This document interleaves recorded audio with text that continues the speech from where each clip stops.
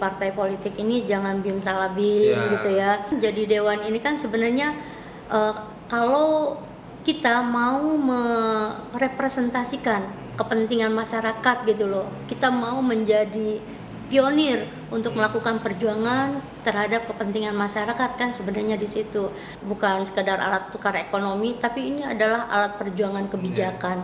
Jadi sangat penting bagaimana perempuan ikut serta berjuang di kebijakan.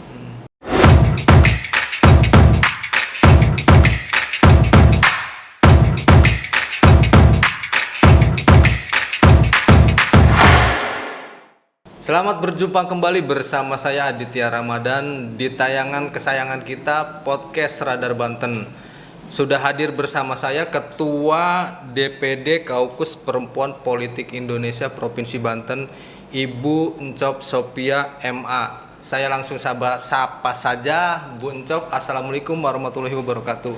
Waalaikumsalam warahmatullahi wabarakatuh. Bu, ini kan malam hari nih masih beraktivitas nih Bu. Oh iya, biasa. Dari mana Bu aktivitas hari ini? Sibuk dengan KPPI-nya kah atau ada? Ya, saya pagi kebetulan ada rapat internal di KPPI. Ya. Kemudian setelah itu jam 2 sampai asar ada pertemuan dengan masyarakat untuk sosialisasi perda ya, sosper.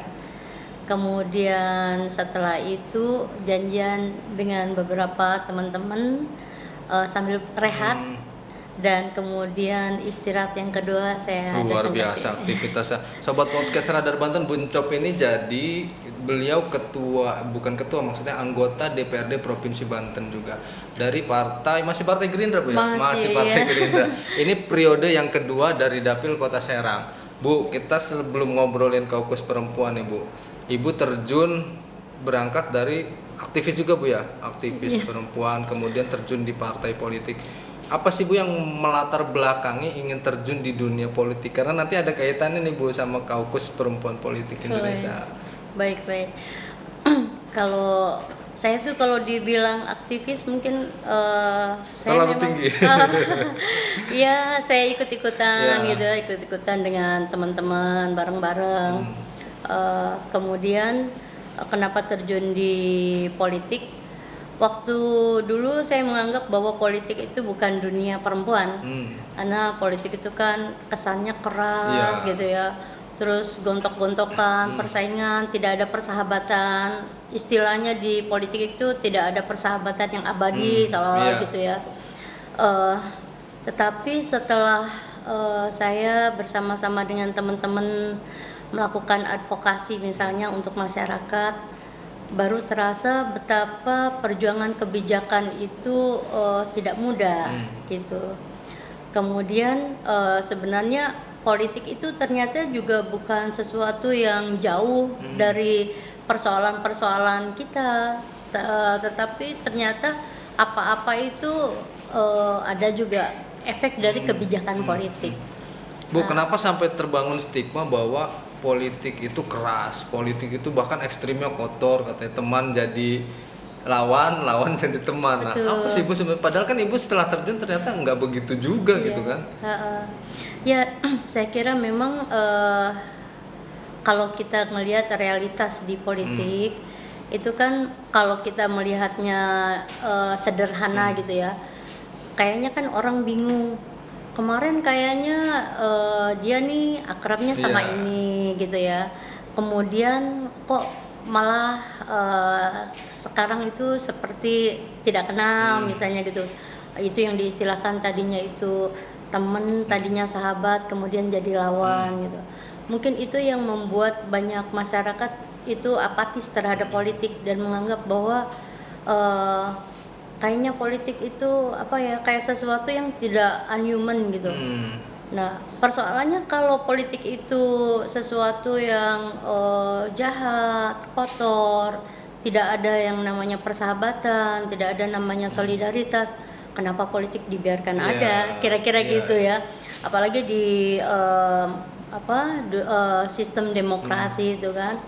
Nah, itulah asumsi-asumsi sebenarnya yang harus diruntuhkan oleh para pelaku politik, oleh para aktivis politik kira-kira gitu. Karena memang tujuan dari politik itu kan menciptakan rahmatan lil alamin. Bagaimana keadilan sosial, kemudian ya itu bisa terlaksana. Jadi bagaimana partisipasi masyarakat. Jadi dalam membangun itu kan bukannya kita membangun itu kan hasil dari musyawarah kita bersama, dan pembangunan kayak apa itu kan memang yang kita mau, yang rakyat mau gitu kan itu. Tapi justru perlu nggak sih Bu dalam politik itu hadirnya sosok perempuan?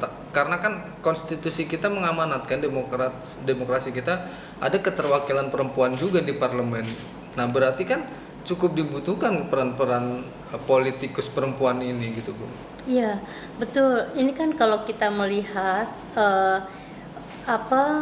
yang namanya ciptaan Allah itu kan ada laki ada perempuan, dan demokrasi itu juga mensyaratkan secara substantif itu juga mendudukan laki-laki dan perempuan yang memiliki akses yang sama. Kemudian kenapa ada jurang gap yang terlalu berbeda antara laki-laki dan perempuan? Karena asumsi yang tadi itu bahwa politik itu keras, dunia laki-laki, sehingga perempuan cari yang aman-aman aja, jangan di politik, kira-kira gitu. Dari yang kayak begitu kemudian mengkristalisasi, membuat ada sesuatu yang absen, di mana pengalaman perempuan, kemudian juga sekarang itu kan ada perspektif juga yang menjadi satu keilmuan, sensitivitas pada perempuan, gender ya Bu. Gender itu sangat dibutuhkan. Nah, kayak misalnya pengalaman diskriminasi itu banyak dialami oleh perempuan. Kenapa? Karena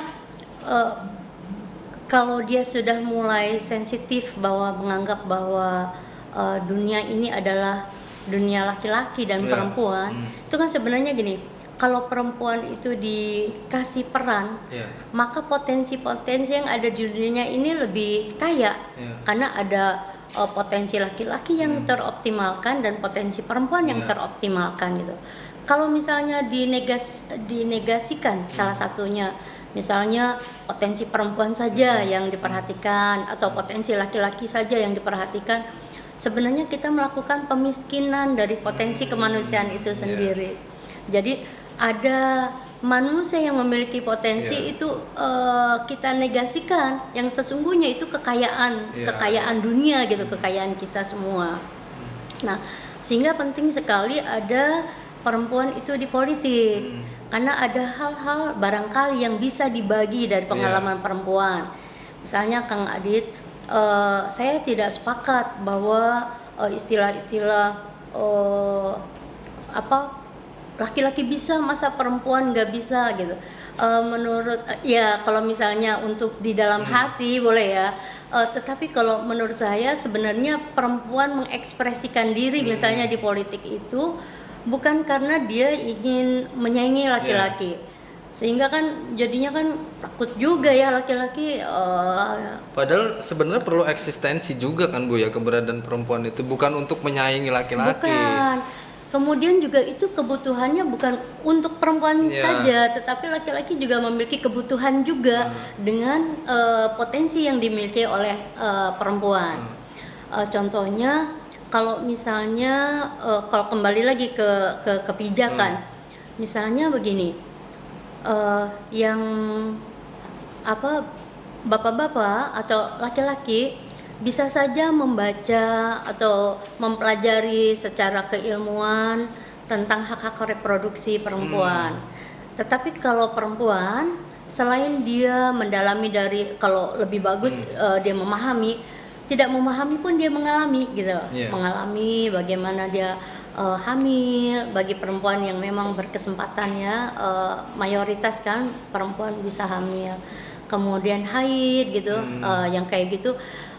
Pengalaman-pengalaman itulah sebenarnya bisa memperkaya dalam kebijakan. Misalnya kebijakan pekerja yang sedang haid gitu ya, cuti haid. Itu kan kalau tidak mengalami, gimana sih ya kalau mau Berarti kerja. dengan kata lain ada aspirasi-aspirasi yang tidak bisa disuarakan oleh kaum laki-laki tapi perempuan bisa gitu Bu ya. Iya. Salah satunya yang memang perempuan rasakan itu Bu ya, kayak tadi yang Ibu maksud itu ya. Iya, mungkin bisa disuarakan oleh laki-laki, tetapi akan lebih fasih gitu. Kalau perempuan yang menyuarakan, karena dia yang mengalami gitu. Belakangan ini juga kan banyak juga laki-laki yang memiliki perspektif keadilan gender. Karena memang persoalan keadilan gender itu bukan kebutuhan semata-mata perempuan, tapi laki-laki juga memiliki kebutuhan itu kebutuhan kemanusiaan gitu. Kasihan banget kalau semuanya harus laki-laki, berat sekali jadi laki-laki, kasihan juga gitu kan. Tetapi kalau misalnya itu dipikul bersama gitu, itu laki-lakinya juga akan ringan, perempuannya juga bisa mengaktualisasikan diri. Coba misalnya bayangkan Kang Adit ya, kalau kita punya pasangan gitu ya, punya pasangan, misalnya kalau laki-laki istrinya itu cerdas, pintar, enak kan kalau diajak tukar pikiran gitu. Apalagi kalau misalnya Dewan nih caleg misalnya, kan kadang-kadang itu kan kalau yang saya pernah alami, kadang-kadang itu ada masanya bingung berstrategi, apalagi atau lagi mengalami kita udah kehilangan gitu, kehilangan ini ya, kehilangan pemikiran, ini harus bagaimana. Itu kan lebih enak kalau kita ngomong dengan pasangan kita, ngobrol dengan suami atau ngobrol dengan istri gitu ya. Kalau laki-laki kan kalau istrinya itu dibiarkan potensinya hidup, itu kan bisa cerdas gitu kan, bisa ikut berpikir, itu enteng gitu. Dan lebih nikmat kan dengan orang yang itu udah pasti dekat lah dengan kita, dan ya pasti. Bu, kadang ada perempuan yang berangkat ingin menjadi terjun politisi, dia secara kemampuan pendidikan mumpuni, kemudian keinginan ada, tapi lagi-lagi terbentur yang itu tadi, di keluarga tidak diizinkan, kemudian akhirnya muncul ketidakpedean gitu Bu, padahal secara mungkin kemampuan dia bagus, mampu di masyarakatnya bagus. Nah, mengedukasinya seperti apa? Pernah nggak sih Bu ketemu yang kayak gitu Bu? Dalam KPPI sendiri lah gitu kan, banyak sosialisasi nih ke masyarakat. Pernah nggak Bu? Ya, ada yang perempuan itu tidak dilarang oleh keluarganya ataupun oleh suaminya ya untuk beraktivitas. Sebenarnya kalau kita menghargai bagaimana keputusan keluarga itu sah saja. Tapi kalau kita tarik sebagai satu tanggung jawab moral terhadap kehidupan, maka mau tidak mau kita juga merasa tergelitik gitu loh, merasa bahwa itu ada satu ketidakadilan yang barangkali tidak disadari betul oleh suaminya, bahwa dia melakukan pengkerdilan terhadap potensi istri yang sesungguhnya istrinya mungkin bisa memberikan sesuatu yang sangat bermakna untuk masyarakatnya gitu. Jadi pengkerdilan itulah yang mau tidak mau akhirnya akhirnya kita jadi urus gitu, walaupun itu adalah kehidupan privat ya. Jadi kan tidak boleh ada kehidupan yang tidak adil dan kita biarkan saja, karena kita semua punya tanggung jawab membangun kehidupan yang lebih adil dan memanusiakan manusia. Tapi kadang di masyarakat kita itu Bu selalu dibenturkannya dengan misalkan faktor agama, misalkan perempuan yang tidak boleh berkiprah gitu kan, tidak boleh memiliki tanggung jawab yang lebih besar dari suami. Nah, tapi sedangkan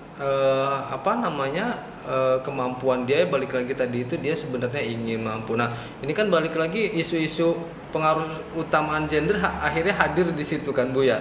Nah, berarti kan yang harus diedukasi tidak cuma perempuannya saja gitu Bu ya, tapi laki-lakinya juga gitu loh.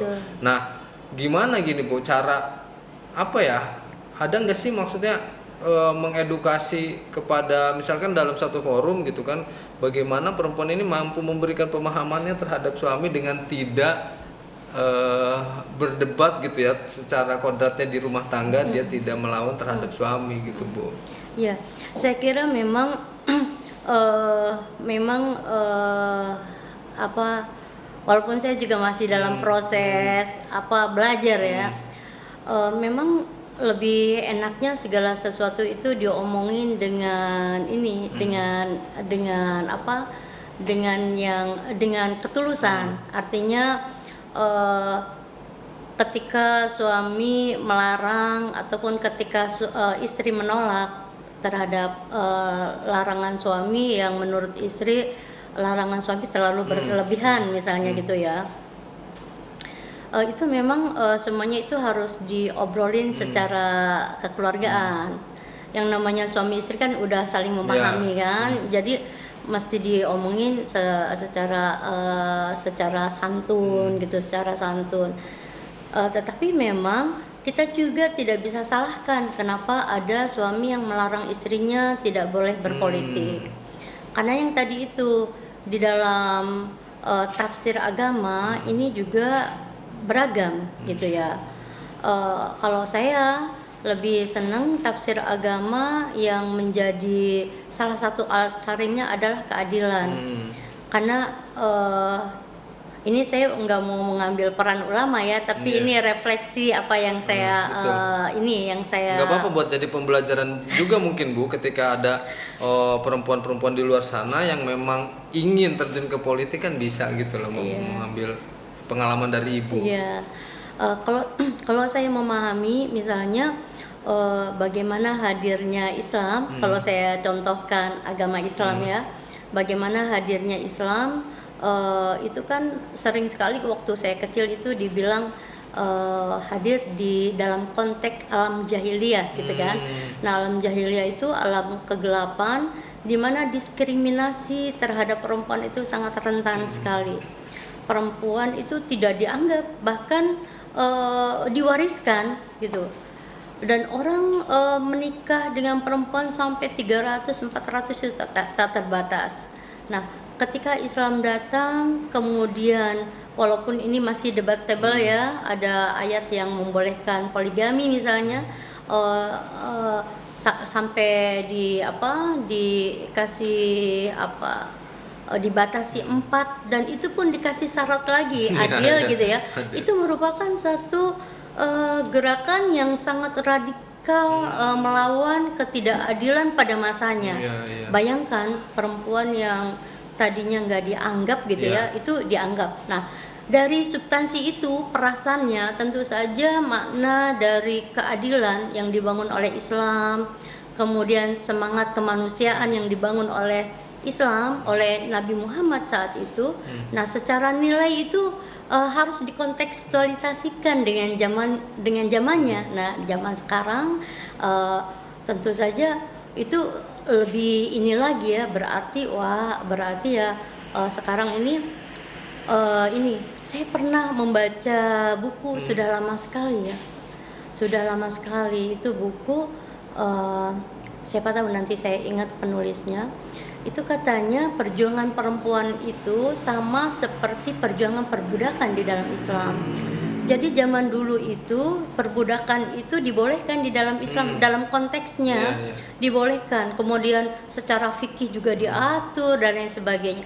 Tetapi dalam perkembangan selanjutnya justru itu tidak dibolehkan karena secara substansi. Jadi kan dalam konteksnya mungkin Islam itu kan bertahap juga ya dalam konteks masyarakat seperti itu. Jadi ya sangat kontekstualisasi ya, ada kontekstualisasi. Nah, dari pemikiran keagamaan yang begitu, maka sebenarnya si suami itu harus mendudukan istri itu sebagai sahabat, sebagai mitra gitu, sebagai mitra.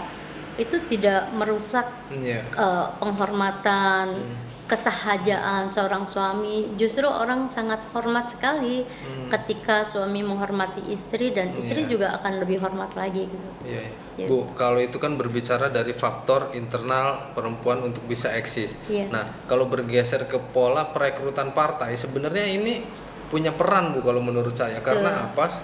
Partai itu biasanya ketika perhelatan 5 tahunan baru dia mencari politisi-politisi perempuan, karena untuk melengkapi itu tadi keterwakilan perempuan di parlemen. Iya. Harusnya kan partai juga punya tanggung jawab, Bu, secara moral, bagaimana dia benar-benar mencari kader yang memang jauh-jauh hari gitu, Bu, dipersiapkan, tidak hanya dadakan misalkan karena ada staf, maaf, Bu, ya, karena Iya. ada staf di partainya di ini misalkan di DPD-nya, kemudian hanya untuk melengkapi kemudian dicalonkan. Menurut Ibu penting gak sih, Bu, peran partai sendiri, terlepas partainya apa warnanya gitu ya, Bu, ya? Oh iya betul. Jadi pertama saya kembali lagi mengenai kuota. Ya. Kuota itu kan sudah kuota 30% untuk pengurus partai dan untuk kandidat. Ini kandidat loh, bukan Kandidat, parlemen ya. ya. Iya, Kandidat 30% perempuan. Itu sangat penting karena itu sudah disepakati oleh dunia dan termasuk Indonesia Ya. yang ikut meratifikasi, melakukan ratifikasi anti diskriminasi terhadap perempuan. Nah, 30% 30% caleg perempuan ini saya kira memang harus dimaknai oleh partai politik ataupun oleh masyarakat, ya banyak hal sebenarnya, oleh kebijakan-kebijakan. Kayak misalnya kuota 30% perempuan ini sepertinya secara substantif tuh apa sih, kenapa perempuan dikasih afirmasi gitu ya. Itu karena yang tadi, Kang, perempuan kita harus akui kita banyak ketinggalan. Kita terlalu lama misalnya tidak dikenalkan politik. Jadi kita nah ketika kuota itu adalah satu kebijakan yang mengkatrol, dan alhamdulillah dengan adanya kuota perempuan itu kemudian minimalnya perempuan bisa nyalek walaupun masih dalam angkanya itu bisa ketebak gitu. Iya. Mayoritas ya. Kalau merem nomor 3 siapa, pasti perempuan. Nomor 6 siapa, pasti perempuan. Nomor 9 siapa? Biasanya selingnya perempuan. 2 tuh, Bu. 1, 2 Iya. perempuan, 3, 4 perempuan Iya, gitu kan. karena kan 30% Iya, kan. 30%. Gitu. Nah, kalau partainya yang sadar pada Memang berat, Bu, sebenarnya nyari di partai itu nyari sosok perempuan yang mau dicalonkan gitu, Bu. Iya, jadi inilah saya kira tanggung jawab kita bersama, bagaimana partai politik memiliki kaderisasi ya, kaderisasi perempuan. Saya sepakat yang tadi Kang Adit bilang, ini partai politik ini jangan bim salah bim Ya. gitu ya. Jadi mulai dari prosesnya, memang partai politik tentu saja pengen bahwa perempuan, bahwa yang dicalonkannya itu bisa membawa amanah partai gitu ya, bisa membawa amanah partai dengan cara dia bisa disukai oleh masyarakat dan kemudian bisa terpilih mewakili, dan kemudian partainya bisa berjuang lebih panjang lagi dalam membuat satu kebijakan. Nah, kalau partainya ini sensitif terhadap keadilan gender, itu dia juga bisa berpikir lagi, ini partainya biar lebih kaya potensinya, jangan laki-laki saja perempuannya. Dan tentu saja partai ini kan yang namanya partai itu kan melakukan kaderisasi terhadap kadernya ya.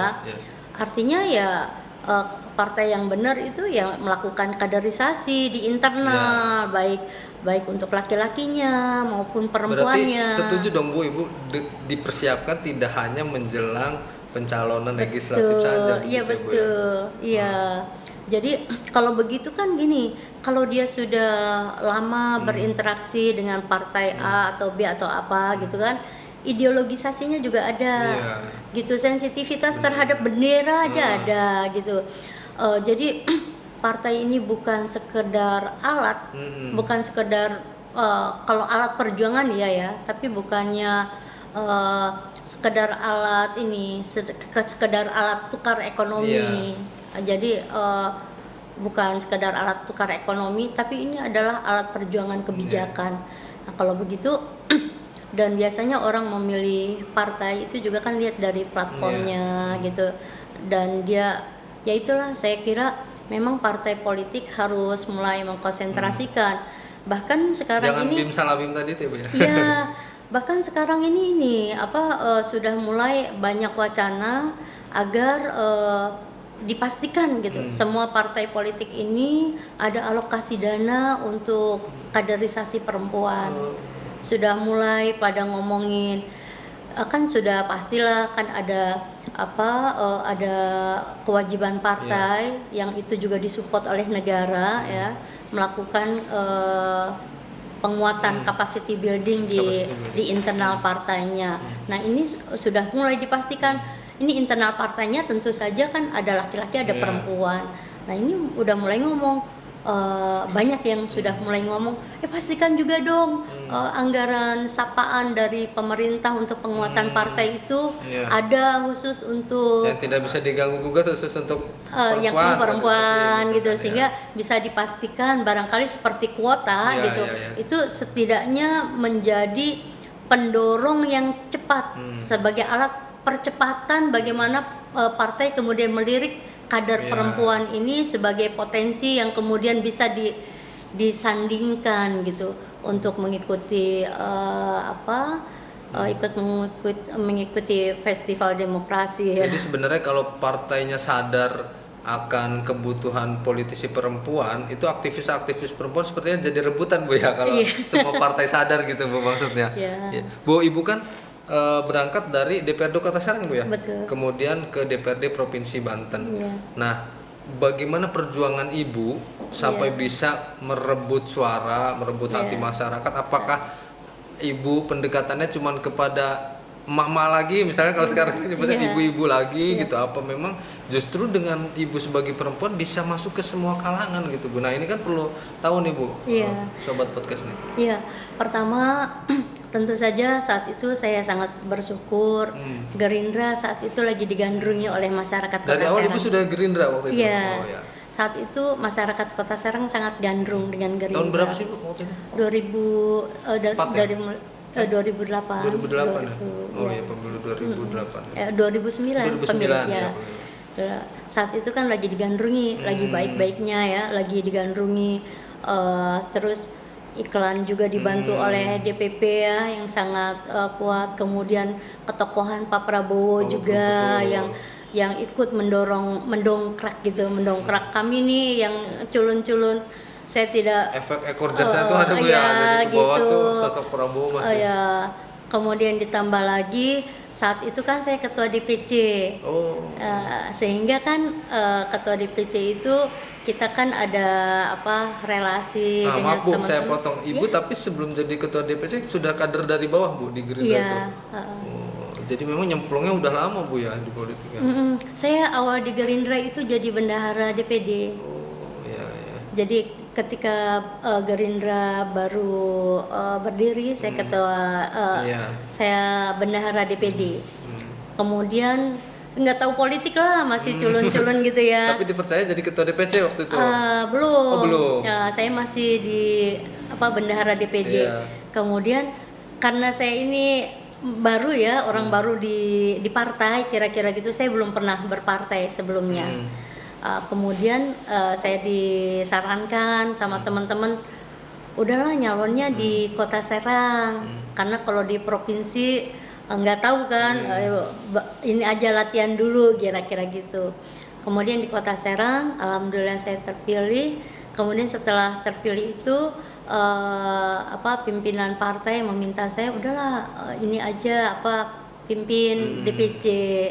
Nah, kemudian di DPC, nah alhamdulillah setelah di DPC itu saya kan punya teman-teman baik dari kepengurusan DPC-nya maupun kemudian juga PAC sampai rantingnya sampai bawah kan, sampai subranting. Nah saat itu saya juga terbantu dengan sosok Pak Desmond. Saya itu Pak Desmond datang ke Banten, kita saling support dan saya banyak tersupport juga oleh beliau. Banyak strategi-strategi yang tambahan gitu ya, yang dulunya saya tidak tahu gitu. Mungkin itu Kemudian momentum ibu lebih percaya diri ya Bu ya, Iya. terjun di dunia politik Iya. ya, hadirnya Pak Desmond itu ya. Iya, gitu. Jadi ada support dari struktur partai, ada support dari kader partai yang juga nyalon gitu ya, dari tingkatan yang lebih tinggi, kemudian juga tingkatan yang tingkatan yang di bawah gitu. Kemudian juga karena saya memang sudah senang bersama dengan bergerak dengan perempuan-perempuan, sehingga itu bisa memperkaya gitu. Maka ya alhamdulillah masuklah Basis saya. suara ibu lah itu ya Bu ya, Iya, kurang lebih begitu ya. ya masuklah saya di provinsi. Itu tidak pernah saya bayangkan sih bisa mencapai provinsi. Bu, tapi ketika awal support ibu kemudian harus maju dapil Kota Serang, Iya. itu memang Pak Desmond yang mendorong apa? Iya Pak Desmond. Saya kan maju mundur Iya, mundur iya. ya. Aduh, ke ini enggak gitu kan. Terus kata Pak Desmond, udah saatnya naik gitu kan. Terus kemudian ya ketua DPD saat itu Pak Budi juga memberi nomor bagus untuk saya. Saya dikasih nomor 1 ya. Itu nomor 1 itu luar biasa sih, ada pengaruhnya. Gitu. Itu juga Karena waktu masih suara terbanyak Bu ya walaupun itu. suara terbanyak, tetapi nomor masih memiliki pengaruh, masih memiliki pengaruh, dan jarang perempuan yang dikasih nomor 1 ya. Ibu suara tertinggi waktu itu berapa? Enggak suara tertinggi ya, cuma alhamdulillah terlantik gitu. Tapi saat itu Gerindra secara kumulatif emang masih bagus, suaranya masih tinggi. Suara partainya mendongkrak suara calegnya. Iya, gitu. Ya. Kemudian di perjalanan ibu terpilih jadi anggota DPRD Provinsi Banten. Apa yang awal diniatkan ibu untuk menyuarakan aspirasi-aspirasi perempuan, terutama di Kota Serang? Iya betul. Jadi mulai dari sebenarnya mimpi saya ya, harapan saya itu mulai dari waktu saya di Kota Serang. Waktu saya pertama sekali mencalonkan diri ya untuk jadi anggota legislatif. Itu kan saya kalau mau dibilang akademisi, saya latar belakangnya juga dosen. Banyak sekali sesuatu yang menggugah saya untuk melakukan perubahan-perubahan kebijakan. Itu saya suka titipkan ke teman-teman yang jadi yang jadi dewan. Untuk ketemu mereka aja itu suatu yang tidak mudah gitu ya. Apalagi sampai bisa menyuarakan gitu. Kita menyuarakan dari pinggiran-pinggiran aja kebijakan itu terdengar, tercover oleh media, oleh apa, tetapi di dalam kebijakannya itu tidak cepat berpengaruh gitu.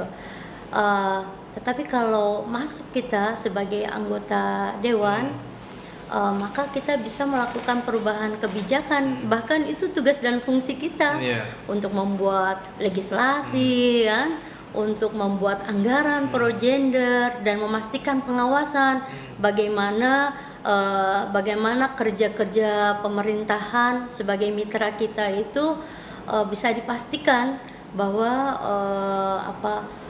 sesuai dengan perda yang kita miliki. Kemudian juga kita juga bisa mendorong bagaimana supaya ada gender budgeting dan kadang di dinas juga programnya ada gitu Bu ya, untuk misalkan program keadilan gender misalkan, tapi tidak terlaksana dengan baik ya. Nah itu fungsinya ibu hadir di situ Bu ya.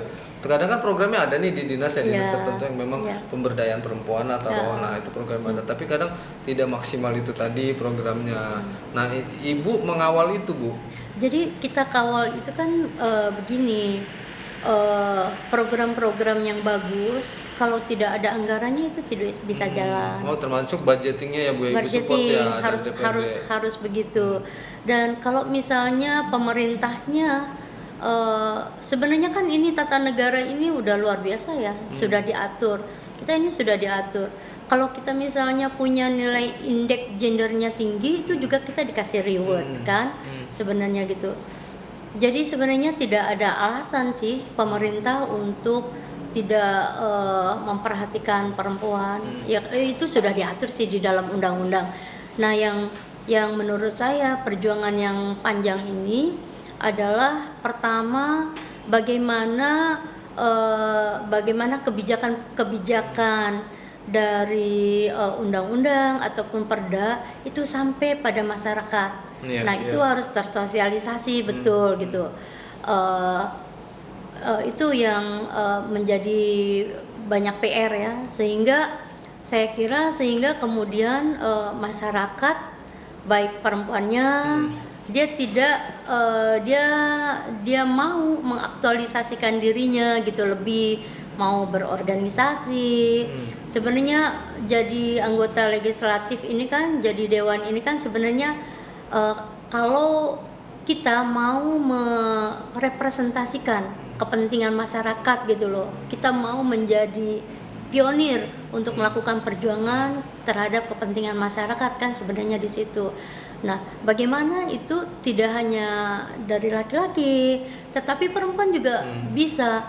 Apalagi kalau di Banten, saya kira di Banten ini walaupun cara berpikirnya kalau lagi diomongin, perempuan kan ini, tetapi dalam realitasnya sebenarnya perempuan-perempuan Banten tuh hebat kok, tangguh, dan dia ini kok luar biasa kok. Kalau ternyata iya di kampung-kampung pun mereka banyak yang menjadi tulang punggung perekonomian rumah tangga Bu ya, dengan misalkan bikin kerupuk, taruh gitu emping segala macam, dan itu kan bukti Bu ya bahwa misalkan secara pendidikan oke lah kurang, tapi dia secara memenuhi kebutuhan hidup mampu begitu Bu ya. Bahkan di masyarakat yang prasejahtera atau kasarnya orang bilang di bawah kemiskinan ya, itu sebenarnya perempuan lah yang kemudian bisa menopang. Karena apalagi masa pandemi begini ya, masa pandemi laki-laki corona, lebih gengsi Bu. Itu banyak hambatan misalnya sekarang ini banyak laki-laki yang kerjanya sudah dirumahkan, ya sudah dirumahkan. Kemudian biasanya ibu-ibu itu bisa lebih survive ya, karena ibu-ibu itu jadi apa aja, jadi apa aja bisa.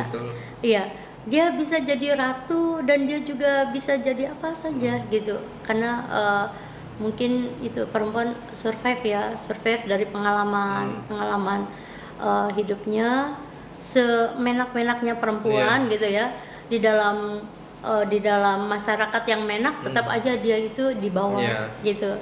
Jadi artinya dia, kalau perempuan ada pengalaman. Kalau laki-laki jarang loh punya pengalaman terdiskriminasi.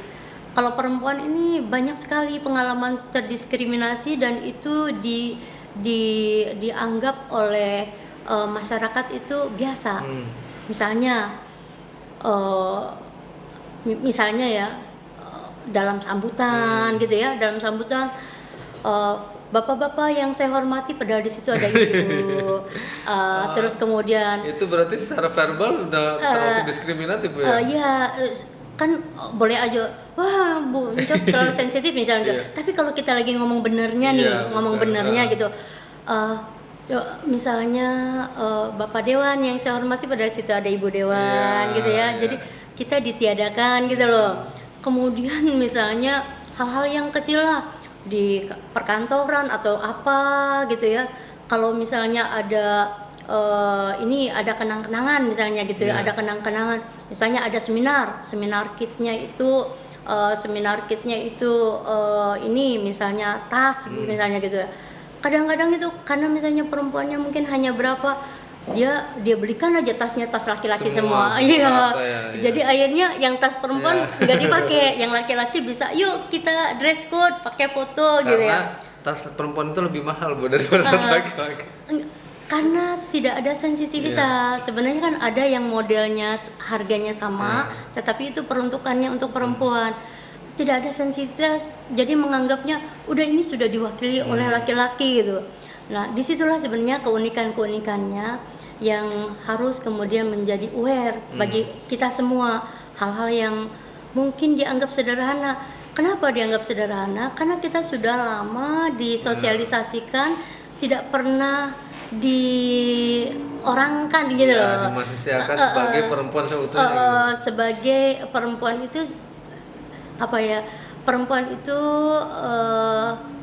apa ya? Kalau istilahnya gini, perempuan itu dari dulu itu sangat santun dan sudah terbiasa kalau kita bikin saya gambarkan dengan pengalaman perempuan ya.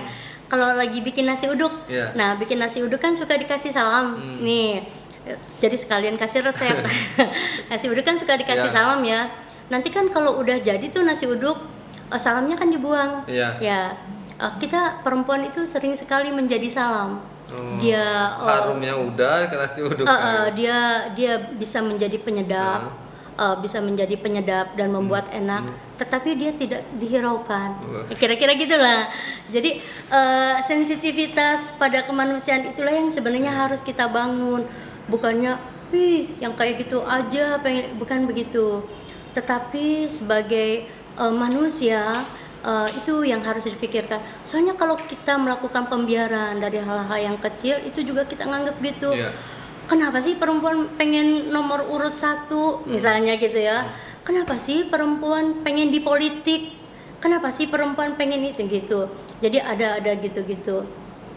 Pentingnya perempuan masuk di dalam ranah kebijakan itu membuat kita semua aware. Dan juga jangan-jangan ada juga jenis kelaminnya perempuan tapi tindak lakunya itu sangat tidak aware juga terhadap perempuan. Ngapain sih saya kumpul-kumpul sama perempuan? Saya berjuang juga sendiri kok, bukan karena jenis kelamin saya gitu misalnya. Ada juga yang kayak gitu. Itulah saya kira. Bu, yang lebih miris justru sekarang terjadi adanya tindak kekerasan seksual terhadap perempuan misalkan. Nah, ini kan menjadi bagian yang Ibu bilang tadi itu, perempuan sangat dilecehkan. Nah, Ibu sendiri sebagai politisi perempuan bagaimana agar ini kasusnya bisa diredam lah di Provinsi Banten sendiri, Bu? Iya. Tidak terjadi. Betul. Karena kan kasusnya ada sebenarnya di permukaan, Bu, ya, di Provinsi Banten sendiri. Iya.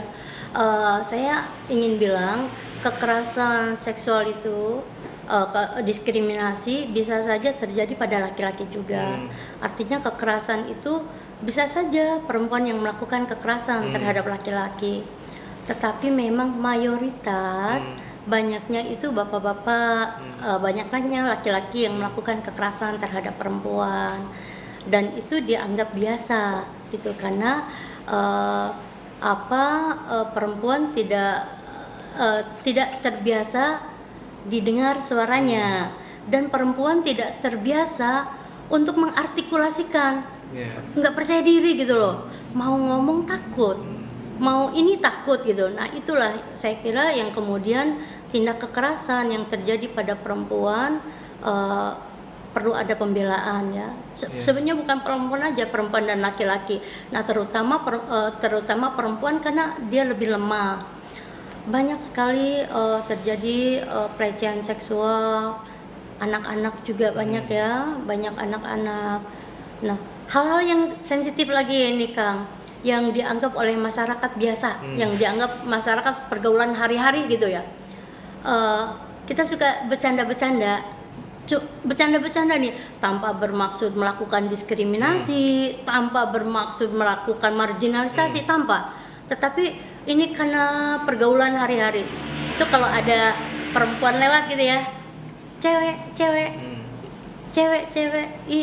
cakep amat cewek gitu ya. Itu kan sebenarnya hari-hari kan biasa aja kan, biasalah gitu ya. Dia tidak ingin kok melakukan diskriminasi. Tapi sesungguhnya gitu, kalau kita menggunakan pisau analisis, sekarang kan ada gender analisis itu jadi menjadi satu ilmu pengetahuan yang menjadi pisau analisis ya. Itu sebenarnya secara tidak langsung sebenarnya kita melakukan diskriminasi. Jadi egonya gitu loh, ngerasa lebih gitu loh. Jadi itu objek. Nah, jadi perempuan jadi objek. Nah, hal-hal yang kecil itu saya kira itu juga yang harus kita minimalisir, kayak sweet gitu ya gitu.